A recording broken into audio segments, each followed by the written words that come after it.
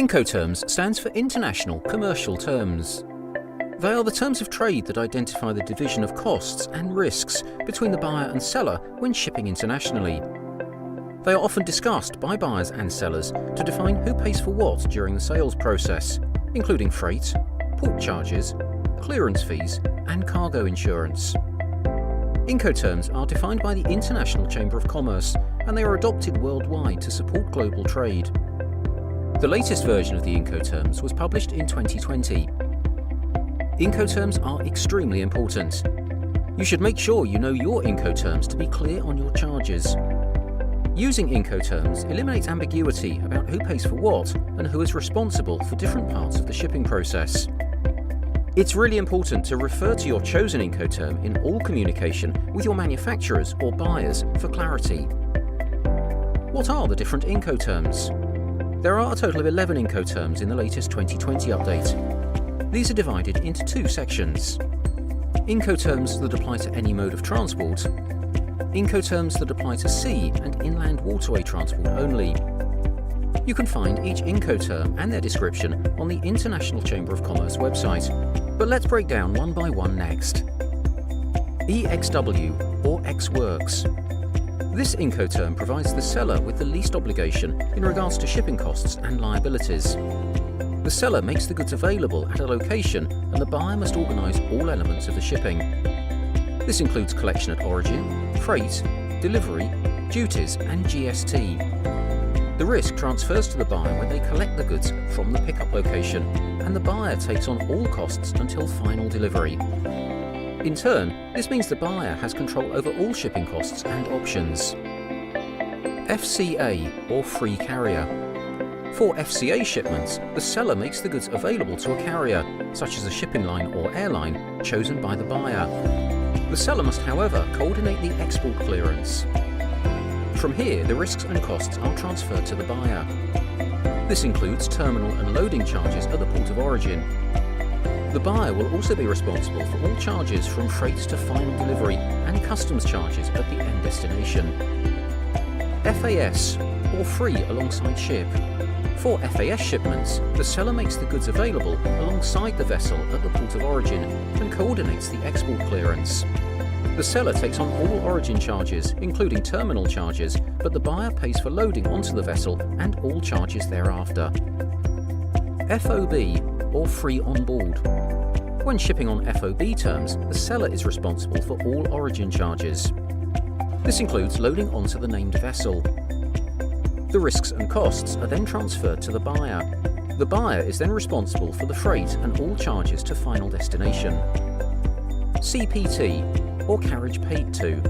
When shipping on CPT terms, the seller is responsible for making the goods available at a named place of destination. With these terms, the buyer is responsible for any additional transportation, duties and taxes. CIP, or carriage and insurance paid to. Similar to CPT, for CIP terms, the seller is responsible for making the goods available at a named place of destination. This can be a warehouse, port, or a third-party logistics facility. The seller must also procure insurance to cover the goods during transit. The buyer is only responsible for any additional transportation, duties and taxes upon arrival. CFR, or cost and freight. This term means all charges, including freight up until the intended port of destination, are borne by the seller. However, as a buyer, be cautious. The risk for the buyer takes over when the goods are loaded on the vessel. So even though you're not paying for the freight, you may want to insure your shipment. All remaining charges at destination are then settled by the buyer. CIF, or cost, insurance and freight. This term is the same as CFR, but only the seller in this instance would also arrange insurance up until the goods arrive at the destination port. Once the goods arrive, the buyer takes on all risks and final associated charges. DPU, or delivered at place unloaded. This is the only Incoterm rule that requires the seller to unload goods at the place of destination. It requires the seller to deliver the goods after they've been unloaded by the carrier. DAP, or delivered at place. DAP means the seller is responsible for all charges up until the goods are delivered to the final location. The buyer is responsible for unloading these goods and any duties and taxes applicable. DDP, or Delivery Duty Paid. This term represents the least cost and risk for the buyer. The seller is responsible for ensuring the goods are delivered to the final destination, customs cleared. This means the seller takes on all costs and liability for the entire shipment. The buyer is only responsible for unloading goods from road transport upon arrival at their premises. For a guide with all Incoterms and their details, download our PDF in the video description. Note, insurance is not mandatory for every Incoterm. Only CIP and CIF have a requirement to arrange insurance as part of the shipping contract. However, we would recommend all importers consider insurance in line with their risk appetite. How do you choose which Incoterm to ship on?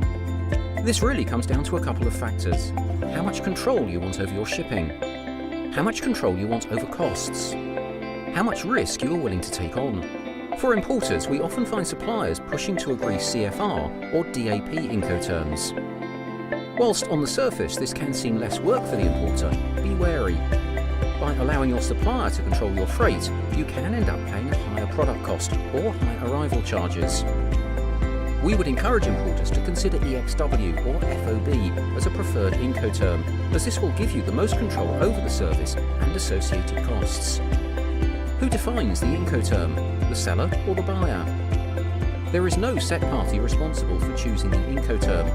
It will normally be selected by negotiation between buyer and seller. To understand what is best for your business, it is always worth comparing charges on a variety of Incoterms. A good freight forwarder will allow you to do this and advise which option is the best for you.